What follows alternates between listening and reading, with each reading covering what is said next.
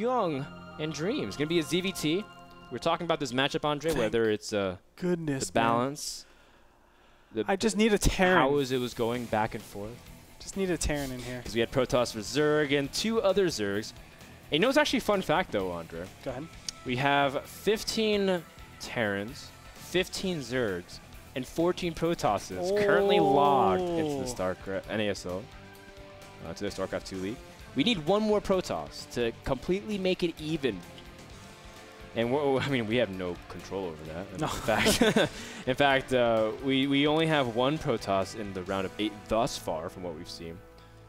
But we do have these 2 players. Let's go ahead and introduce them. Starting in the bottom right, from Team MVP, one of the Terran players that was making big splashes in the international scenes just a couple of months ago at places like MLG and at the GESL, the Gigabyte. It is Dream.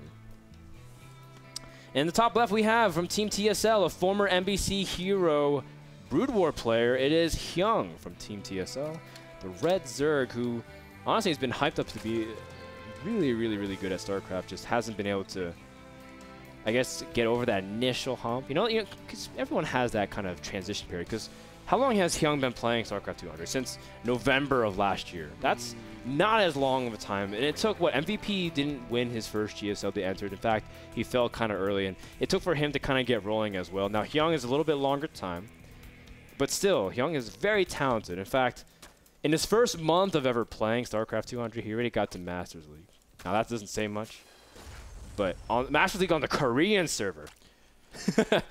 I know a lot of top North American players that are in Grandmasters League that can't even get top 8 Korean server. Yeah, okay. Sorry, when I said Masters, I mean that Hyun was top like 3 Masters or top 2 Masters, like already dominating on the ladders. But yeah, it's tough, Andre. It's tough. It's hard, man. It's hard. It ain't easy. And if anyone thinks it's easy, I challenge you to go ahead and download the Korean server, steal a Korean citizen's identity. But unlike Cheetos, man, it is easy being cheesy. He could have gotten there with cheese. Wow.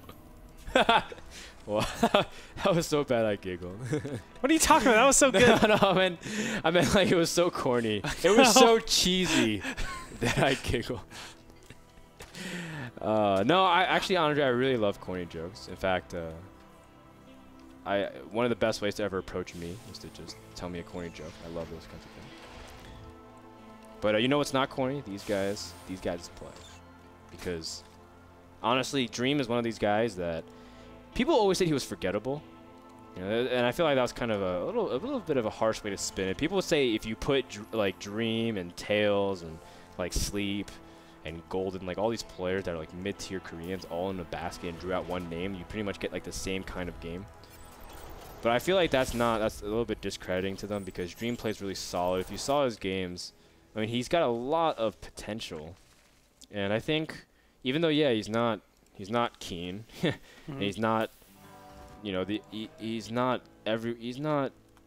the best Terran player, but he's still a legitimate threat. And I think more and more as these guys practice and people take them for granted, they're gonna do really well, especially on teams like NASL or leagues like NASL. Agree. You know, I have to call attention to this because, well, I just have to. The bunker placement? No, not the bunker placement. Oh. The choice of build. Oh. I love this build. Oh. one gas reactor heli. Yeah. Now, this third command center is theoretically unsafe. You can actually die to Roach, Zerg, and Baneling all-ins by doing this, just because you just don't have enough DPS to kill a lot of different stuff. But still, it is like a great way to actually play out this map in general. Any map, really. TVZ. Hyun is going to do the right thing by taking a very quick third base. What do you think about Roaches to actually defend against Hellion pressure instead of something like Speed Zerglings and Spine Crawlers? Because I've seen this a big debate in the current scene. I've seen so many Zergs do Mass Zerglings and so many Zergs do Roaches, and a lot of them are just, they will abide to that no matter what. What are your thoughts so far in the current scene? It feels like when you go Roaches, it's more of the reliable way. You know that they won't die, because when you go Speedlings, unless you have ridiculously good timing of your creep spread and you're able to really get it out, Hylians will be able to kite and really take him down. It just seems to feel like a very flimsy way. It's sort of like only relying on high Templar defending against mutas. You're not going to get stalkers kind of thing. It's like it's a way that you can actually directly confront and force the Hellions to kind of say, well, I need to maximize my damage rather than just simply kiting Zerglings. Sure. But also, what I really do like about defending with Speedlings as opposed to Roaches is that it sets up really well for a mid-game transition if you want to go Ling Infestor. Yeah. And you don't have to waste quote-unquote gas on Roaches. But that's just, I think that's relative to how you want to play it out. And considering how often how often Terran players are going mech, I think Roaches may not even be that poor of a choice.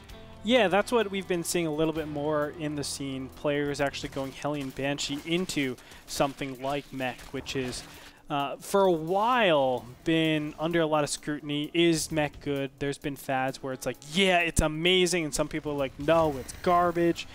And I think for the most part, like, people have been back and forth with it, but MVP obviously being the main player that's been just absolutely pimping out this mech play. For now, Hyun is doing something very interesting. He is going for a contain with Roaches. I don't like this. And I'll tell you why I don't like this. It's because the extremes. You can be up against so many different things. Banshees, of course. Mass Marines and Hellions. These Roaches can die very easily. And you're basically giving them away. I don't know what they're actually accomplishing.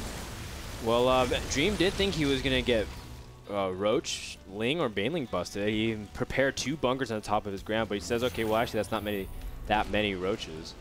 And in fact, Dream now has a nice little comfortable timing. Now, the way that Dream's doing this is that he did scale back his unit production in favor of Medivacs. And Andre, you've been saying that when you do this push, you just love more Marines. That's why you get the barracks earlier than the 3rd Command Center. But do you think this push still can be effective? I mean, he still does have... Well, he has 10 Marines. But, he has 12 Marines now, 2 more joining to the fray. And the Hellions do add an interesting dynamic into the mix. It's not looking to actually do damage. It's looking to force out units and also taking out creep tumors. If he's able to do any damage, that's kind of, a luxury. But I think he is getting a little bit too far in. You can see Zerglings and Roaches are going to approach the flank and target fire all the Hellions. Really nice choice. But yeah, as you can see, he's targeting down the Roach Warren. Do you really want to trade all that for 150 minerals? Or 200 minerals? I'm sorry. Well, he does, I guess, halt Roach production, but realistically, how much does Hyun really wants to make more Roaches? Exactly. He's getting his Spire out, it won't stop him from getting other things. Like, he's going to get his Baneling speed as well. And with that, all his gas is going to be falling in other directions. I think that's not that big of a loss for Hyun.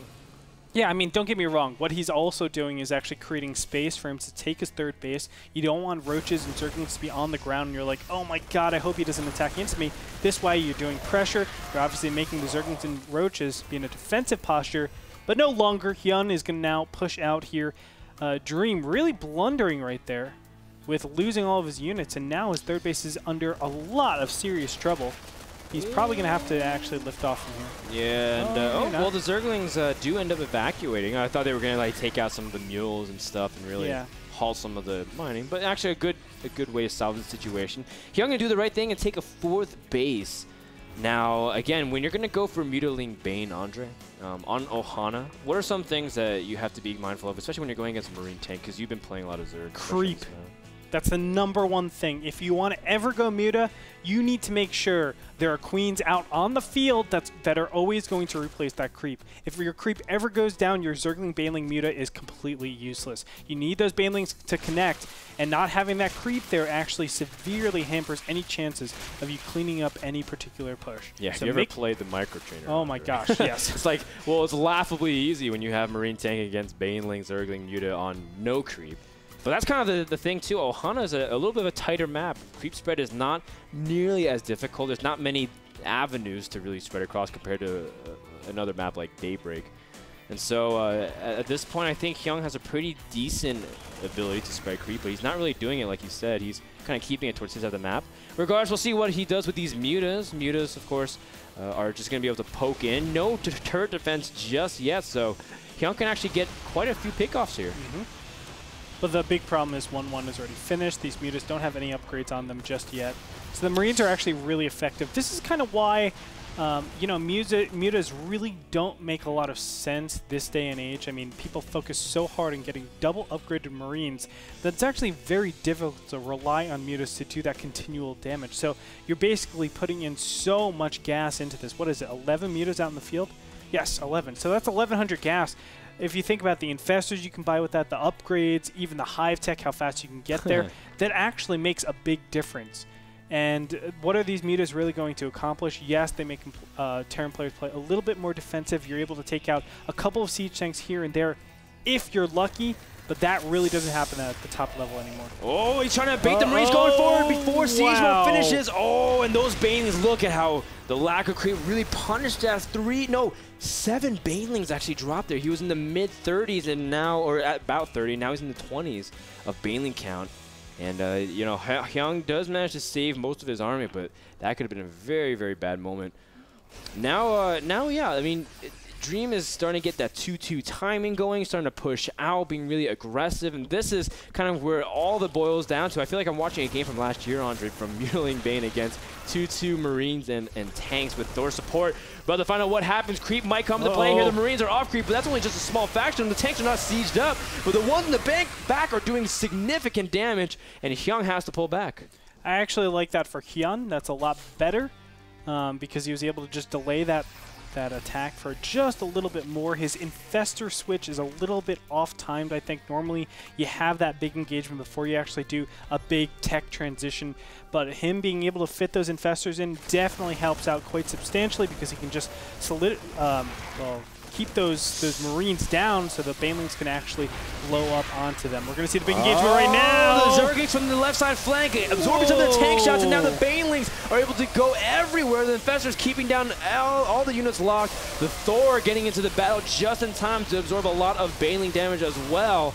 And even though Hyun does clean us up, MVP Dream did trade pretty well, taking out a lot of Infestors and the Mutalisks. You know, it's weird to say it, but Dream actually comes out ahead in that battle. That's really awkward, but the fact of the matter is it's very easy to actually replace Marines and Siege tanks. You know, actually these medevacs dying is the one thing that's actually going to hurt Dream quite especially with a Fungals bit. onto the field now. Yeah. It's a really way to combat him, but...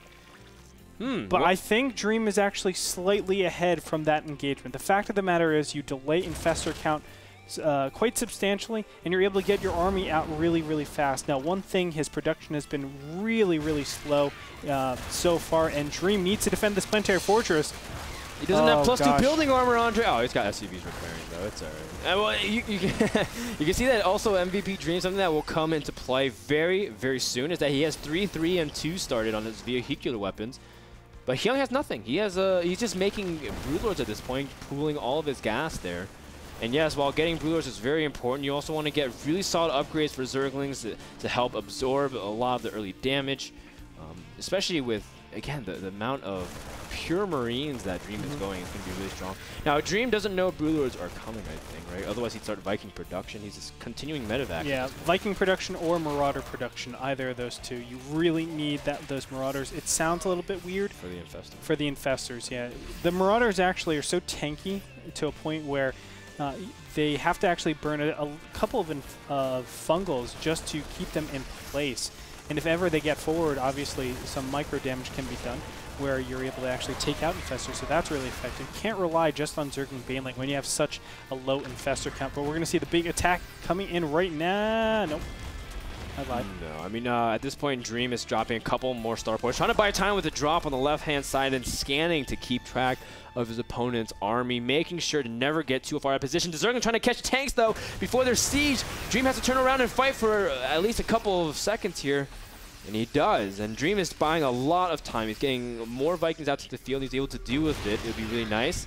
Hyun doesn't also have that many Infestors. He's got 6. Ooh, trying to take out this Planetary Fortress. He doesn't actually know it's here. Oh, wow. Oh, God. And will the Marines get over here? Drop those mules faster. Oh, he's trying to vision it last time, and he does. Beautiful. Whoa. Gosh, very, very close right there. Oh, man, imagine those Banes just went straight into the planet. You're like, okay, this is a good place to group up and then just take a complete planetary fortress shot to the back of the head and died, man. By the way, Dream did kill a couple of siege tanks to actually free up room for additional Vikings. That's why you saw that, or even anti-air. This is a difficult situation. He doesn't have any Marauders to keep those infestors back, so you can see the Marines just getting absolutely torn apart. Yeah. This is not a good army composition to go up against a huge Broodlord army. You need something more of substance. Ooh, those medevacs, man, were so out of position. And the Marines are forced to stim yet again. Another fungal keeping them on the ramp. And Dream calls GG. Caught way too many times out of position. He had 4 base against 4 base. He had full production, had the tech switch, had upgrade advantage. But because Hyun was able to claim a positioning, way too much damage. And go back to the screen real quick, producers. I actually think this is wrong. Look at this. There's not these Vikings are still pretty fresh. He's on 4 theoretical starports. He could actually clean this up, and he's ahead because he's been denying this. There's nothing back here at the main, and he has situated this mid left and the mid right. I think Dream could have still won this. This is still a salvageable game. What do you think? I don't know. I think. No, you're right. How much energy do the Infestors have, really? They have a little bit, but I mean, the fact of the matter is, the Broodlord count, yes, it is still quite big. They can kill maybe 2 or 3 in this position. Right. And look at the production. That's still pretty giant, good. And he man. wasn't in the production line. Exactly. He was about to approach it. And I think, I mean, how many... A lot of his production, or a lot of his supply, though, is in units that will pop, like the Broodlords. Broodlords can actually safely hit Broodlords for a while. Thors can hit Broodlords from afar. This is a really tough situation, Andre, and I feel like look, even one day we have to go back to it. Oh, and if he sniped a couple Infestors with those Marines. Dude, if Alive left at this point in time, I would have won that game. Well, yes, I mean, if you if Alive left, if yes, Alive you would left, have I would have won the game. This is exactly the position that I had Alive in.